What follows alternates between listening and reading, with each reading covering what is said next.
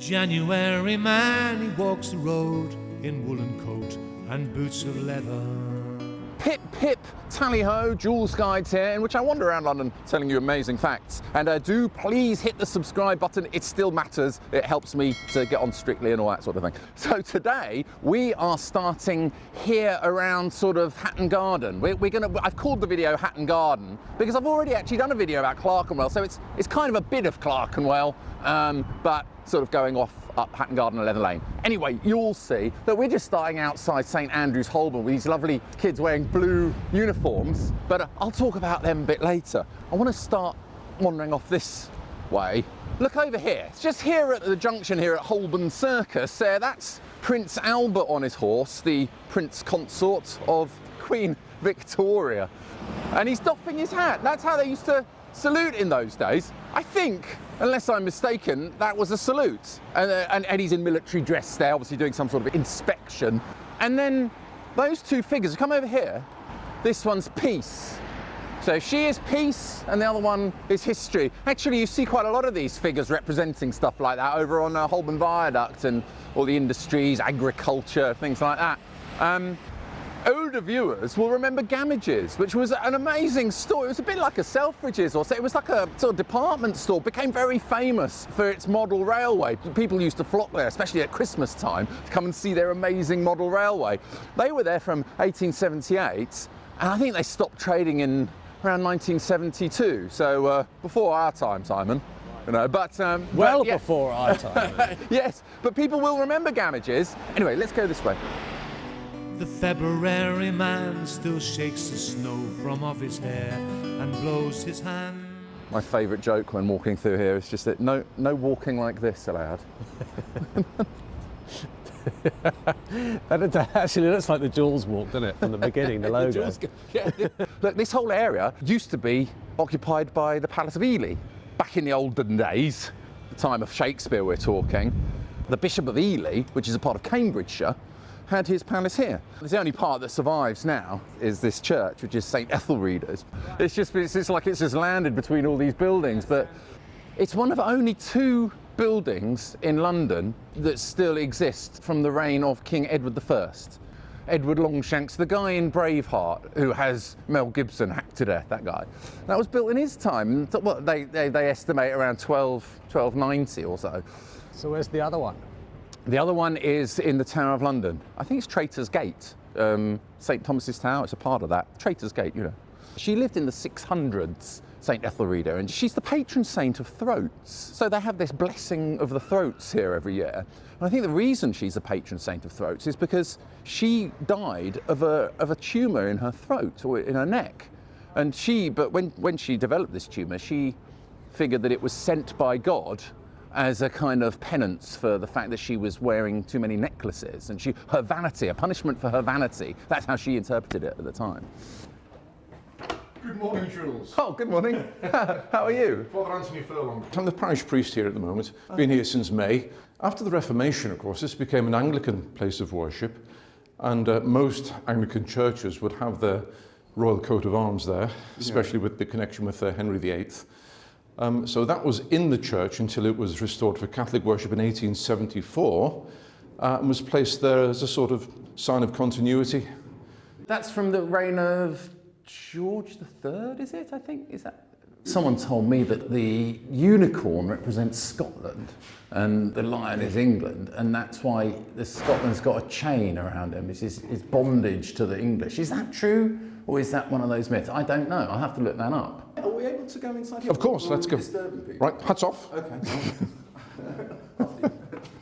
These are all martyrs of the Reformation. All of them were martyred following Henry VIII and Elizabeth's crackdown on Catholicism. He's one of the earliest, 1535. He was the prior of the Charterhouse, and because he refused to give in to the authority of the king over the Pope, he was hung, drawn and quartered. Famously, his arm was nailed to the top of the gate. As a warning, yeah. Now, the shrine of Etheldreda was in Ely Cathedral. Right. Until the Reformation, it was broken up by Cromwell and his mates.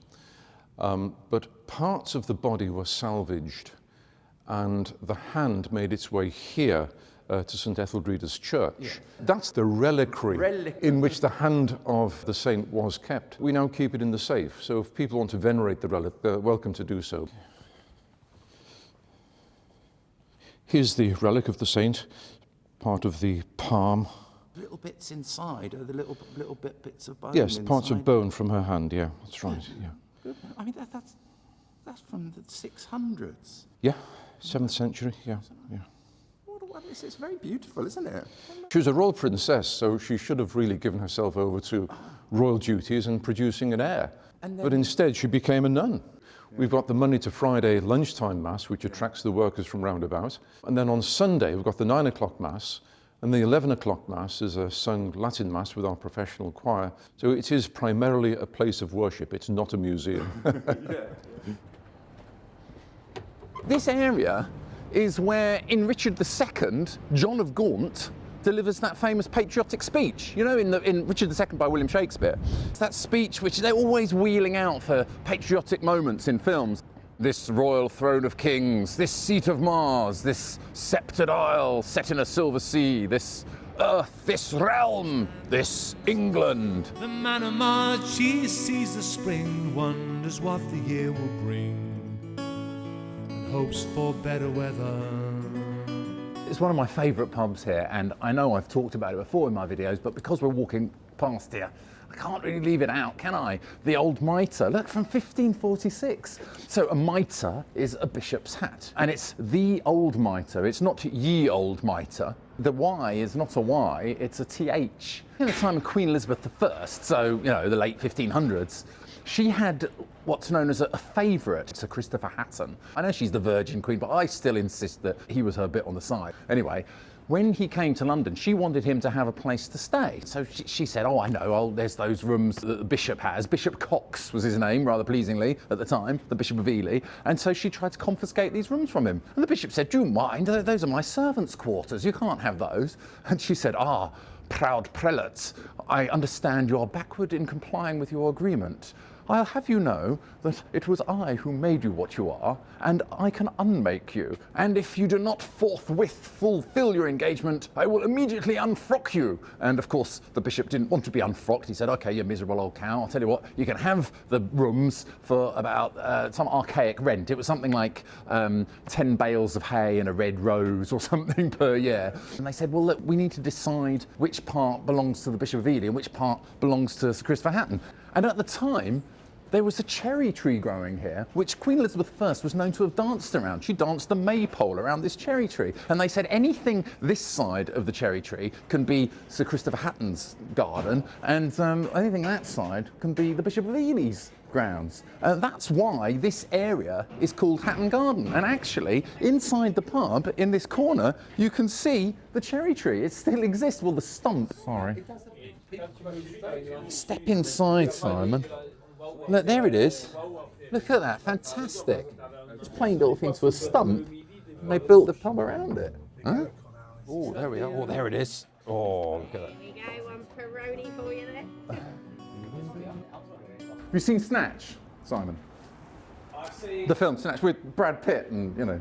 This is the pub where it starts. Doug the Head, his name is. The guy's inspecting the diamonds in there. Oops, sorry. you lot again, eh? And then he comes out into this street, he walks along here and starts insulting all the jewellers and everything. In fact, a hello to Alan Ford, by the way, who plays Bricktop. Hello, sir. He watches Joolz Guides.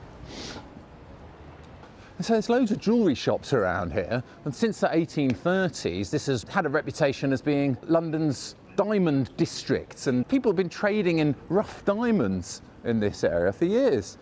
I think it started with the people fleeing in Eastern Europe. People were fleeing persecution, and they brought their expertise in cutting diamonds and, I don't know, jewellery and stuff. In fact, look at these guys up here. I quite like these reliefs. These guys represent, I think this building is from the 20s or 30s or something, but these guys represent the various stages of digging for gold, forging gold, and wearing gold. I don't know, I think that person looks like he might be digging gold. That lady looks like she's wearing some gold and admiring herself in the mirror. There's another lady there, look, she's fondling her breast, which is got a gold necklace on it, presumably. They have to be naked, of course, when they're digging for gold. Yeah.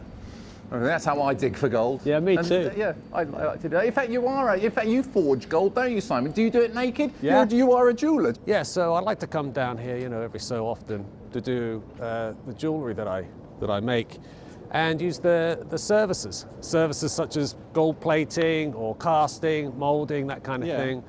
And I love it because there are so many studios and businesses hidden behind these doors. Yeah. You think it's just the one, to me. and they're like rabbit warrens, Yeah, 'cause I and went you in go one through once. them. It's remarkable. Lots of little doors, lots of Yeah, little yeah. stairways, lots of little, and it's all very oldie worldy. It's Yeah. not like modern or anything. It's all like Done the old-fashioned way. very old-fashioned, very old school. You can look up my jewellery on Etsy. I make little animals, little animal pendants, mostly dogs. Available now on. Buy, available now. Simon doesn't like being on the camera very much. He even got recognised the other day in the tube, which took him by surprise. But yes, well, looks like so. Over there, by the way, 88 to 90. That's the location of the famous Hatton Garden job, the biggest jewellery heist in British criminal history. I think they went down. They made a film. Yeah, it was back in 2015. These guys, I believe they went down the lift shaft next door. It was over bank holiday weekend. I think it was Easter time. They went down in a lift shaft and they drilled this hole through the wall. And I think they even took their time over it. They left a bunch of the stuff there, went away, had a cup of tea, came back a bit later, and they made off with £200 million worth of other people's stuff. You're the man. Am I? Thank you. Watch all the videos. Thanks very much. Big fan. Cheers, man. Have a good day. Please go. I'm the man, apparently. Oh, yeah, okay. no, I am the man. Yeah. So, and then they went down, and but a lot of this stuff didn't apparently get reported stolen because it was already stolen stuff in the first place. I think a lot of crooks hid their stuff down in the safety deposit boxes. Anyway, later on it turned out to be done by old-time crooks in their 70s and 80s or something, played by Michael Caine in the film, wasn't he? King of Thieves, the Hatton Garden job. Funny enough, Timothy Spall, he starred in one of the versions, and literally the day after I'd watched it, I came down here to do some work and saw him walking down the street. Get him! It was so bizarre. Well, apparently, when Michael Caine was doing his research into the role, he went to go and meet the daughter of the main culprits, and she said, "Well, I don't want Michael Caine playing my dad. He's too common." And Michael Caine was a little bit offended. He said, "Well, I am an actor, I can do posh. Haven't you seen Zulu?" Very interesting, those two figures there. You see, we saw those two similar figures wearing blue on St Andrew's Church, the one where we started the video. Do you remember? There were those two guys. Those are the charitable schools that they used to have.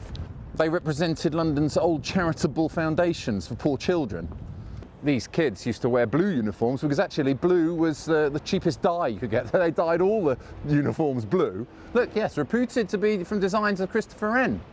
And it was erected as a church by Lord Hatton to serve the needs of the neighbourhood after St Andrew's, Holborn, which is that one that we started at over there, had been destroyed in the Great Fire of London in 1666. So they started to use this one whilst Christopher Wren redesigned and rebuilt that one over there. Right. Yeah, I'm wondering if there used to be a window behind that plaque. Yeah, Because you it's could see interesting that. There must have the been something brickwork. there, yeah, like a lintel. Yeah. I do like it around here. It's like, we should head up to Leather Lane over there. Oh, actually, look, you see these things on the wall here. Ingot, 2006 by Tom Dixon, but all those things there, they all represent things to do with the area. So you can see the top one, you see. Yeah. You can see a mitre from the Old Mitre representing Bishop Cox, C-O-X, that is. And the next one down is a strawberry. That refers to the fact that the strawberry fields were prevalent around here. In fact, in, I think it's Richard III by Shakespeare, he says, "My Lord Ely, when I was last in Holborn, I saw good strawberries in your garden there. I beseech you send for some." There's a tree stump, cherry tree, a diamond district. But anyway, there's a nice market up here, Leather Lane, and I rather like it. So let's go. Through April rain, the man goes down to watch the birds come in to share the summer. Love this area, Simon. Yes. So good around here. I don't know why I like it. It's so Londony, Julian. That's why it's so London. Look at that. Look at that building. I love all the windows. Those little skinny windows with a. I mean, these were real slums back in the old days around this area. It was, I mean, Leather Lane Market, which is quiet at the moment, but it will fill up. It's been a market since the Fire of London. Welcome, fresh chicken, steak, rice, noodles, salad, and bread. Everything made fresh. I would recommend the steak sandwich with chips. Okay, and what if I'm trying to watch my carbs? I don't want You're in the wrong place. Yeah. Tudo bem? Tudo ótimo. E você? Sou de Londres. De onde você? Minas Gerais. Minas Gerais. Yeah. The best food, Yeah? best water foods, best lakes, good people. Great. You had a good accent though. Man, I've been married for an English girl for 6 years. She don't know a word. Oh, what? You need to get her this bird. I try, trust me. Made with love. Yeah. Made with all love. Wow, look at that. Thank you very much. Thank you very much. Where am I supposed to eat There's this? literally just a pub around the corner on the edge there, craft beer. Oh, they let you eat it. Obviously you have to buy a drink. Cheers, man. Just over there. Lovely jubbly. See you later. The man of May stands very still watching the children dance away the day. Here at the end of Leather Lane, once you get over to Clerkenwell Road, it's a wonderful area. It's kind of the Italian quarter. And one of my favourite shops in London is the International Magic Shop. Got to go in here. I've been coming here since I was a kid.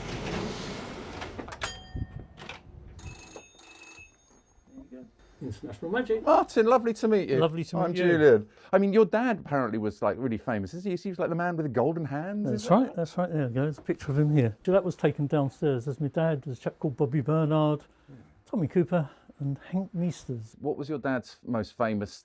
What he was famous for was producing billiard balls and coins. He had his own method, so it was new to the magicians of that time. So this is the late 50s, early 60s. Ron Macmillan.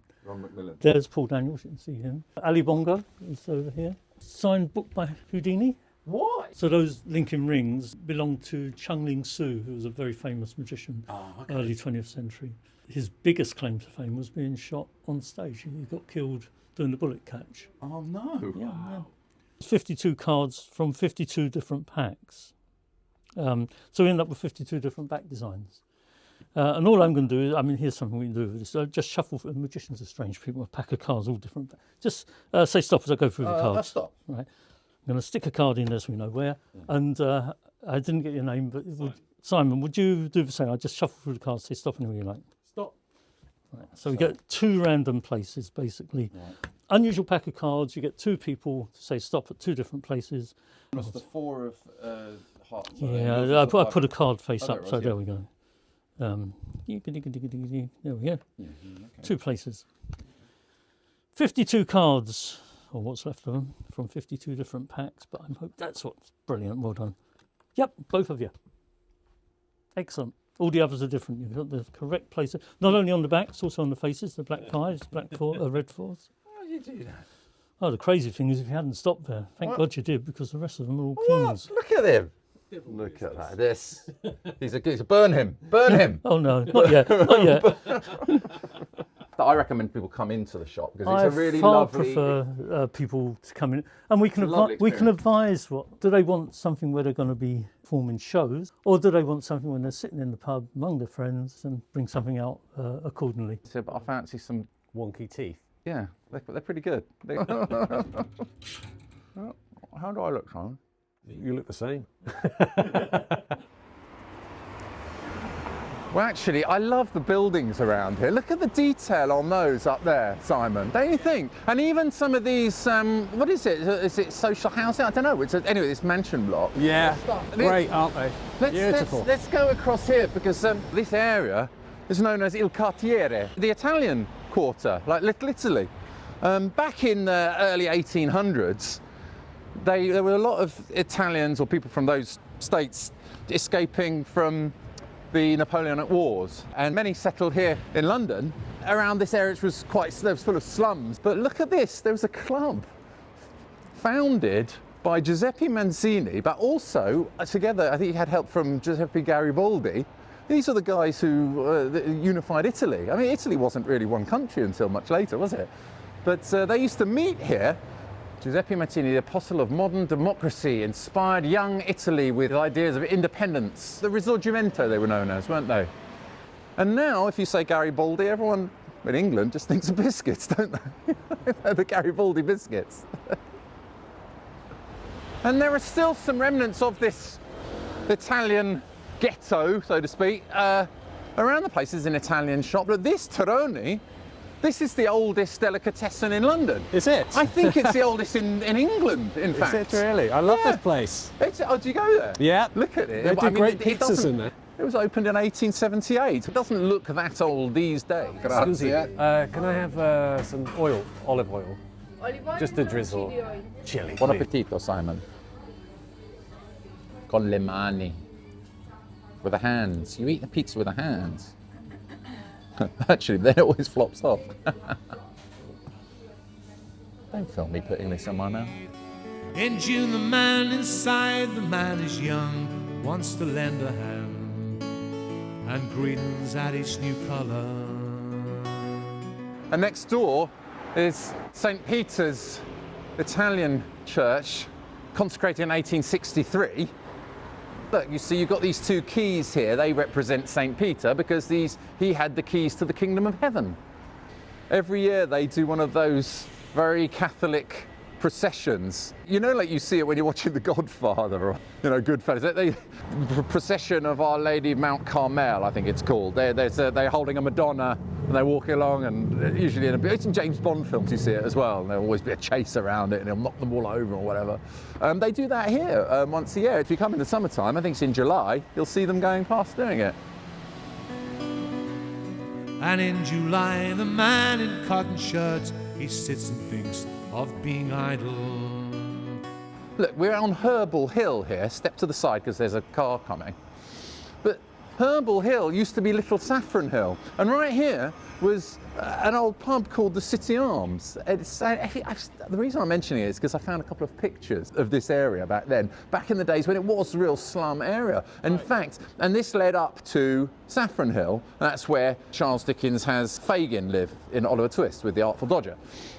This bit looks like it might still exist from the time. It says here, the Commissioner of Sewers, Holborn, Finsbury Divisions, it says there. It just evokes the era all the way up here. Because, doesn't it? Yeah.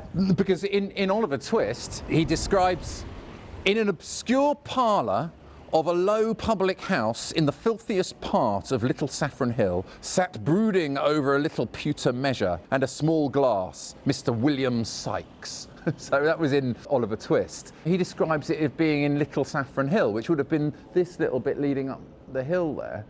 But I've also heard that the Three Cripples, which is the pub that they do, papa, that's how it goes, that is supposed to be based on the One Ton pub, which is just at the other end of Saffron Hill, because next door to that there was a lodging house called the Three Cripples at the time, and it was down here also that Charles Dickens saw a ragged school, one of these schools for poor kids, which inspired him to write stories like A Christmas Carol and Oliver Twist.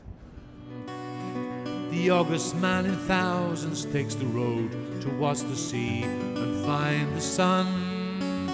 September man is standing near to saddle up and leave the year. And autumn is Marvellous brickwork. You don't see it. Well, you do because you're tall enough to see it, but nobody else can see people it. can just peep over there. Well, what I love about that is because this is part of the original Underground, the first ever underground trains in the world, obviously. In 1863, they went from Paddington to Farringdon. And if you're tall, you can see, oh, look at that, look. Metropolitan Drinking Fountain Capital Trough Association, points for spotting that, Simon. I like that, but this is what I got to be when I was on the Robert Elms show. I don't know if you recall that I was Robert Elms's listed Londoner on BBC Radio London, but he asked me to what my favourite view in London was, and I might have to revise it because I told him it was a view from Haverstock Hill, but actually I've always loved the view from standing here. Honestly, it makes you feel like Dick Whittington or something, even though that wasn't there in his time, but you feel like, yes, I'm arriving in London on my travels. You see it rise there, it's wonderful. We're not doing the whole of Clerkenwell, but if we come over here, we can take a look at the Clark's Well, after which the whole area was named. It's hard to see it, and I have covered it in a video previously, but it's the Clerk's Well. This dates from the 1100s. They had a lot of these religious houses around here, and this was in the wall of St Mary's Nunnery. It's a pity you can't really get in and look at it. I think that some people can, and you can, if you know who to call, you can arrange to have the door opened, and so that's why the whole area is called Clerkenwell. Clerks as in sort of religious clerks, not shoes. Not holy orders, not shoes.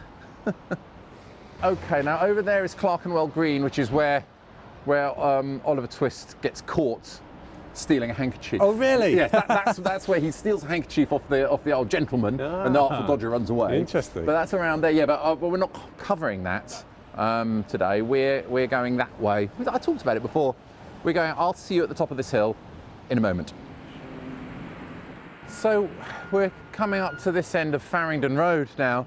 Another lovely pub over there. There's so many wonderful cafes and shops. I don't know, some of them don't look that cheap though. This looks like it was an original, look, the Quality Chop House, dining and tea rooms. I love that sort of thing. It says on the window, progressive working class caterer. Now, I'm not entirely sure whether the menu is working class. Norfolk mushrooms, vol au vent, fondant, potato, pickled walnut. What do you think? It looks a bit fancy for the likes of us, Simon. Yeah. Let's head around the corner. Do you think they do jelly deals? Jelly deals, pie and mash, liquor? Look, just around the corner here, you've got this Lubetkin Finsbury Health Centre, designed by Berthold Lubetkin. In the Lenin video, you remember that beautiful building up in Bloomsbury with an amazing staircase? Yes, that was designed by him. House, yeah, and also the Penguin House at London Zoo. This was his first public commission. Pevsner, who is this architectural guru who wrote a lot of stuff about Pevsner. I called him Peevner before, and many people wrote in. He's not Peevner, he's Pevsner. Anyway, he said of this place that it was one of the key buildings that demonstrated the relevance of the modern movement to progressive local authorities. Modern architecture. Yeah. It's a statement. As a statement, yeah. But they're functional, obviously, very functional. You like it, don't you? I do like it. I think it could probably do with a little bit of a clean. See, it was quite a poor borough back in those days. It was a borough of Finsbury. These days, I think it's part of Islington. But back then, it was very poor. And this was like the centrepiece for the borough's social health and housing policy. Nothing is too good for ordinary people, he said. The man of New October takes the rain, and early frost is on his shoulder. The poor November man sees fire and rain, and snow and mist and winter gale. Do you remember in the Stockwell video, Simon, we were talking about that lamp, which was square, and it looked like it could have been one of those Pluto lamps, the ones that dispensed drinks? Yeah. There was actually one at, I think it's this location. It's described as being on Rosebery Avenue near Exmouth Market. I think it's right here. Back in the Great Exhibition, they created this lamp which could dispense drinks. And they had them. There was one in Leicester Square, but the first one was here in 1897. It was mostly hot water, coffee, beef tea, that sort of thing. I think they didn't last very long because people figured out that you could just fake a coin. People just creating them out of tin and putting these things in and getting free tea. But do you remember doing that yourself? I mean, I remember even when we were kids, we used to try and, so if you had to put 10p into some sort of vending machine, and there was this theory that if you covered it in tin foil, then it would become a 50p. You know, in the telephone boxes, you know, when you had to put, did you ever try that? It never worked. Never. Everyone always used to say it, but it never actually That's the first I've ever heard of it. We all know that famous anecdote, which may or may not be true, about the fella. He goes in to see the doctor and says, "Oh, I'm just terribly depressed. I'm really depressed. I don't know quite what to do. How to cheer myself up." And the doctor says, "Well, you know what I did when I was really depressed? I went to see this clown called Grimaldi. He's hilarious. He'll definitely cheer you up. He'll make you feel wonderful." And apparently said, "Yes, but doctor, I am Grimaldi." It's just a really sad story. I don't know if that's true, but Joseph Grimaldi from an Italian background. That's why he was living in Clerkenwell. Look, 1818 to 1828, I think he was the first clown to do the actual clown makeup. I think he virtually invented that. We went to his grave. Do you remember in my Barnsbury video, we went to his grave? His father wanted to have, a part of his will said that he wanted his head cut off. He has to have his head cut off because he's worried that he'll be buried alive or something, or he'll come back to life in his grave. So as a part of to make sure that his daughter, Margaret, so that was Grimaldi's sister, would inherit her inheritance, she had to be part of the stipulation of the will was that she had to be present. She had to be the one who carried out the decapitation of his corpse. So grim. And she did indeed attend it, but she insisted on there being a surgeon present. So the surgeon did the whole thing, and she just merely touched the knife and said, there you go, I did it. And so she got her inheritance. I'm curious about this thing. Look, it says water valve there. I wonder, it looks like one of those American fire hydrants, doesn't it? We don't have them like that. I wonder if it was that, because it doesn't look like a bollard. It's interesting then, I can't make out what it says. Something and something, that's probably just the people who made it. It's just the foundry, yeah. I wonder who that is. Saint somebody or other, probably. What do you think? It's good that, isn't it? I like that, the effort that they made in those days to create a town hall. December man looks through the snow to let 11 brothers know they're all a little older. This is where the New River Head was placed. It was like the headquarters of the New River Head, it was called. The New River was built in like 1613. Hugh Middleton famously completed it. There's Middleton Square over there, and there's a statue of him in Angel, you'll probably see. And it was to provide fresh drinking water to residents of London. And it came all the way down from Hertfordshire, and it finished here. It was in 1938 they truncated it at Stoke Newington, but it used to come all the way down to here. And to pump the water, they used to have a horse mill. So the horses would go like around and around like that. But then later, obviously, they developed steam and stuff like that, so they had an engine house to pump the water. But that's being turned into a museum now for Quentin Blake illustrations. So it's going to be great. I love Quentin Blake illustrations. He's the one who did a lot of the Roald Dahl books. You know, Charlie and the Chocolate Factory and George's Marvellous Medicine and what have you. But the water boards still use this area today. Even I think Thames Water have a building over there. Thank you to the guys who showed me around the other day, by the way. I really appreciate that if you're watching. But this, look, Metropolitan Water Board on the site of the New River Head, it says there. That was built in the 1920s. Someone just came out of there, and even just being able to peek inside, it looks incredible. And it's now flats, of course, like everything else. This whole area, see, hasn't been ruined by like many parts of London, has it, Clerkenwell? It's all undulating, isn't it, as well? It makes a very cinematic area. It's fun, it's windy, windy, it's exciting, it's adventurous. I love it, yeah. Look at all different types of architecture. That looks tremendous, that curve. And then the Sadler's Wells Theatre here, which seems to have changed its appearance so many times over the years. It started in the 1680s by Dick Sadler. No, Dick Sadler, his name was. Dick Sadler was the guy who founded it, and Sadler's Wells refers to the medicinal wells. He promoted them, claiming they had these medicinal qualities. So anyway, he didn't have a license to show actual plays, so he used to reenact sea battles on stage with a giant water tank and things like that. I remember seeing Marcel Marceau there. The only time I ever went, Marcel Marceau. You know, the guy who did that. The famous mime. He must be dead now, presumably. The licensing rules did finally change in the 19th century, and they did start doing things like Shakespeare. I wonder if that's why they've named that pub over there. Rather nice pub, actually. It's a good pub, that, the Shakespeare's Head, which I think we should go and visit, shouldn't we, Simon? In other words, there's something around the corner I just want to show you first. Let's check that out. And the January man comes round again in woolen coat and boots of leather to take another turn and walk along the icy road. There are many theories about this wall. People claim that it was built by prisoners of the Napoleonic Wars. And now there was a fella telling me recently that it was built using bricks reused from a nearby children's prison or something, and that the kids had carved their names in. I see. But that seems not to be the case. It appears that what it really was, after some research, was that police officers, constables from the G Division, which was the Finsbury Park Division, They were coming along here and they were carving their names in, because this was quite a dingy alley back in those days, and on their patrol they would come along and a lot of them have G, it was their collar number, 365G. Plymouth, it says. Oh, yes, of course it does. It goes all across to here, Plymouth.